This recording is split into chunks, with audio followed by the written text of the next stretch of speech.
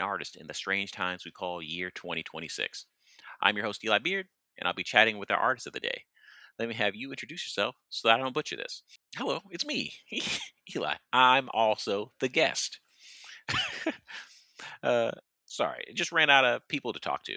Or, sorry, I mean, more accurately, we have some interviews scheduled out, but I wanted to take a moment to kind of just go over kind of a status update on Ask an Artist. We're about 15 interviews in, and I don't know how many more we got to go. I'm just doing it because it's fun, so I don't really have an end goal in mind. But just want to take time to kind of chat about things. First update about Ask an Artist.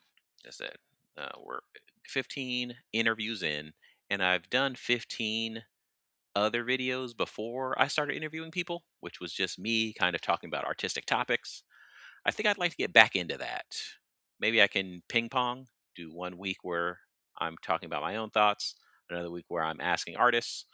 I don't know. It just is an interesting conversation. As an artist, I'm also slowly developing my own philosophies and thoughts about things, and I'd like to share them. Ask an Artist is originally supposed to be a tool to help encourage young, aspiring artists on just how professionals in the field are doing, specifically around comics, but I feel like a lot of it transcends comics and just talks about more of the creative spirit in general. So I'm hoping that comes through. I did have a couple other interviews. I have some game designers that I've interviewed. I have a wrestler that I've interviewed. Just some people that have some insight that I think is interesting, but I'm just not quite sure people would accept it into the artistic field. So you just got to figure that out. But yeah, luckily, benefit of doing something that's mostly for me is that I'm my own target audience. So kind of get to do what I want. As long as I find joy in it, I'm going to keep doing it. And I guess if I'm doing interviews, as long as I can find people to interview. So it should be fine. But let's try to keep this one short just because I don't want to be talking to myself in a room for too long. My grip on reality is already pretty light. So let's try to get into it. So I'll pass it on over to the interviewer, and let's see where we go. So this Eli will be the interviewer. This guy will be the interviewee. Thank you for coming in today. Appreciate it. I know you're a busy guy. I guess so. Sure. Well, whatever. I was just saying that to be polite. Let's see. Topic today is on content creation. So I got 5 questions here. I'm going to ask, and then you just answer them to best of your abilities. Let's see where we can go with it. Sounds good to me. All right. So first off, content creation. How do you feel about it?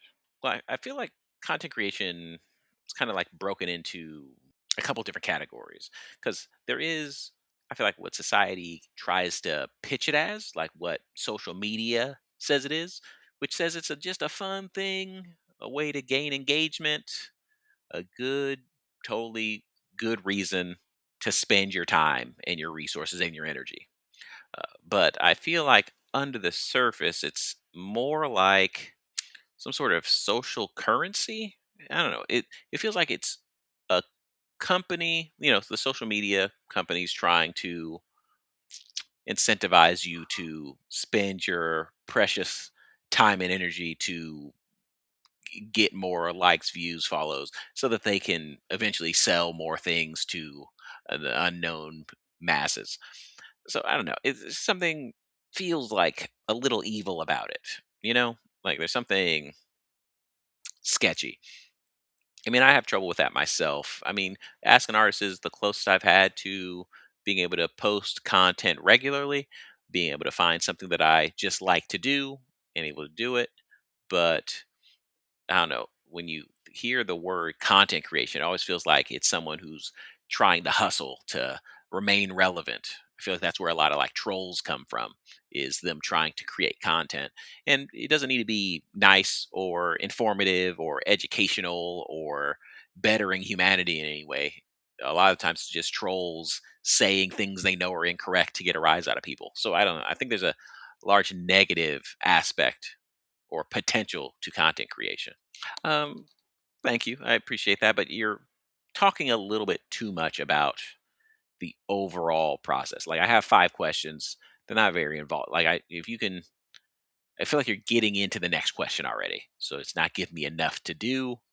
So try to keep your answers a little bit more concise. Like for example, um, next question is how has it been used? Oh yeah, sorry about that. I forgot that you only have so many questions, and to justify this bit, you kind of need to be able to do things. Um, yeah, that makes sense. So let me see. How has it been used? It's been used by content creators to make money. It's to gain notoriety, to gain a following, to gain a fandom, get a fan base. Has been used by corporations to steal precious time and dreams from the hopeful and the optimistic. I feel like I'm being too pessimistic about that. I'm sure there's got to be some good things about it. Yeah, but just to answer I that's my next question. So just stick with how has it been used? It's been used for evil. If I had to, it's been used for evil, but it's also been used for good. Like nothing's all one thing. Things are multiple things. I'm sure there's got to be some people out there that have gone the content creation route and they can live a comfortable life doing what they love. And they're doing it successfully. And this is just an avenue that wasn't available in the past that they can use now to better their own, the refinement of their soul, and allowed to eat and be housed and clothed. I think this our society and culture should already accommodate those things, but they don't. So you got to find other ways to do it. Mm, so yes, that's how it's been used. Okay, and next question: what are the benefits of content creation? I mean, I guess in my own life, content creation has helped me to become a little bit more organized in my creative endeavors. I've been able to keep a calendar, keep a schedule, keep a routine type thing. And that's been helpful. That's been me refining my process a bit and learning more about myself and how I deal with pressure and outside circumstances. Also allows me to plan ahead. I feel like when I plan ahead, I'm able to take interruptions better.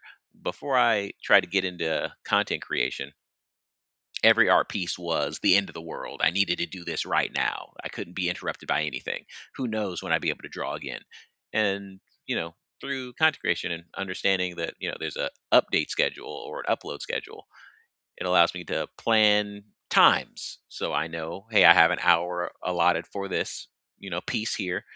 And if that's interrupted, I will count it. I can just see what time that was, and then I can get back to it or move some things around in my schedule to do it later. That's not the end of the world. I don't need to be so upset about being interrupted. And I found that was really helpful, and that one was really good. So I do think there is a benefit in getting people to behave more professionally and to take their projects more seriously if they want to.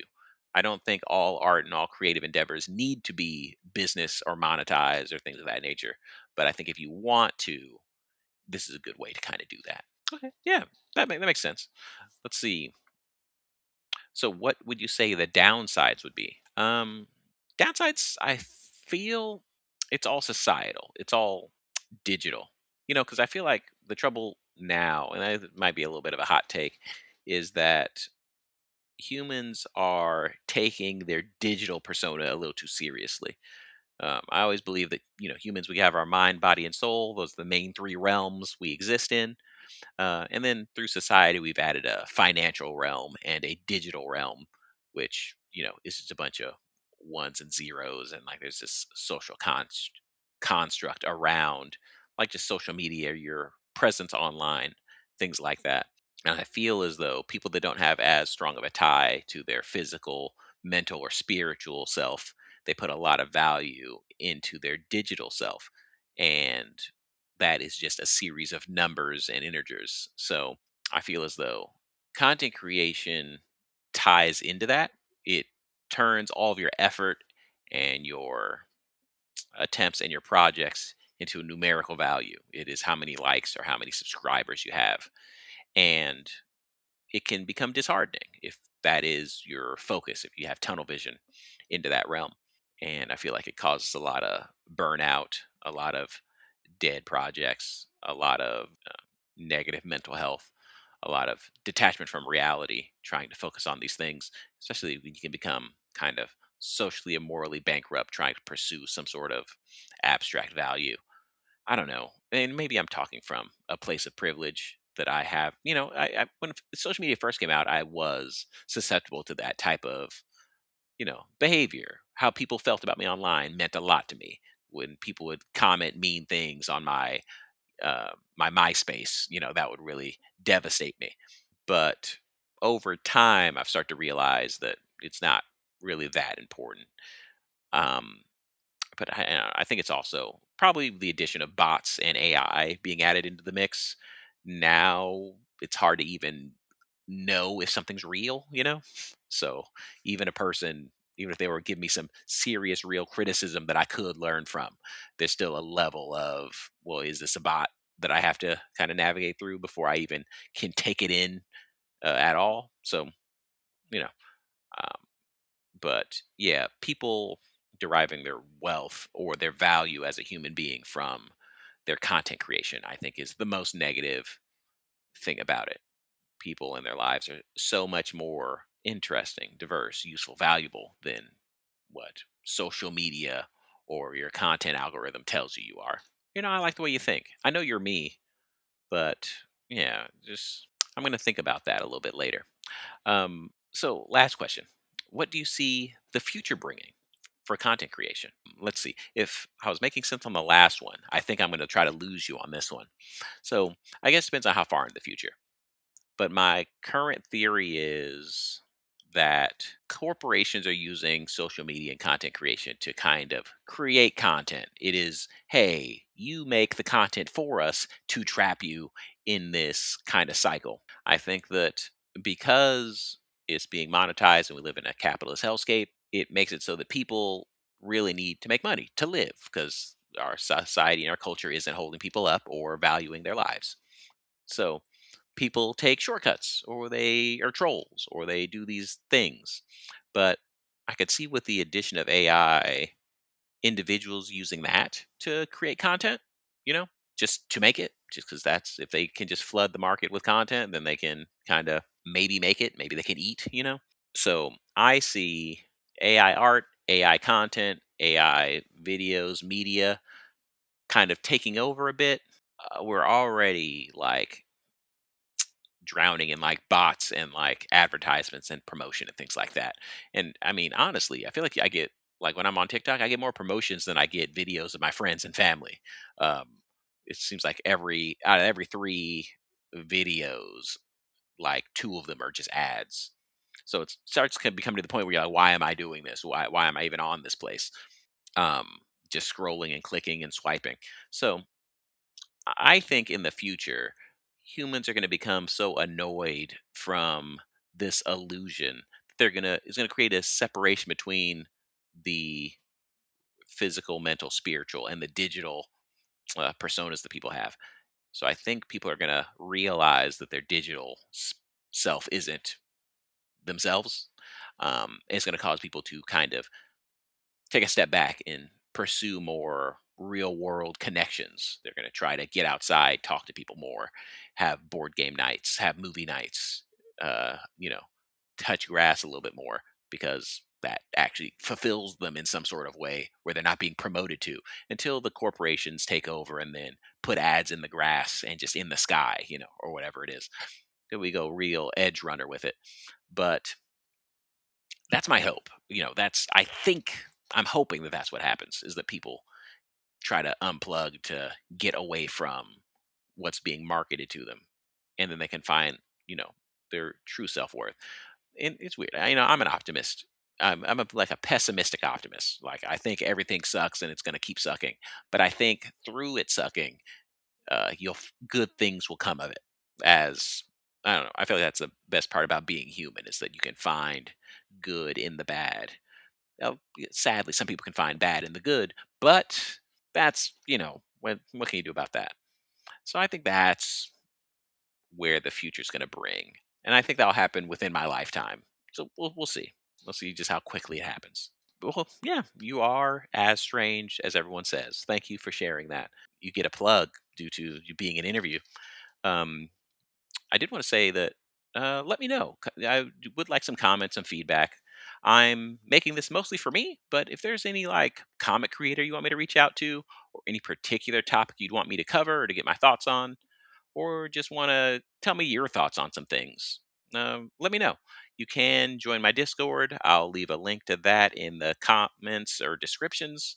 Um, but yeah, this is a two-way thing. I think real world relationships and interactions help to fuel artwork and creative endeavors. So, you got something you want to say? Please let me know. Um, yeah, but that's it. We'll be back next week with another interview. Thank you for listening to Ask Nars podcast. If you like this, like it so I know you liked it, and comment if you want to say something. Whatever else the robot overlords demand to justify my existence. If you're really about the action, you can join my Patreon to get early access to my comics as well as early, less edited interviews. Thanks for watching, and I'll see you in the next one.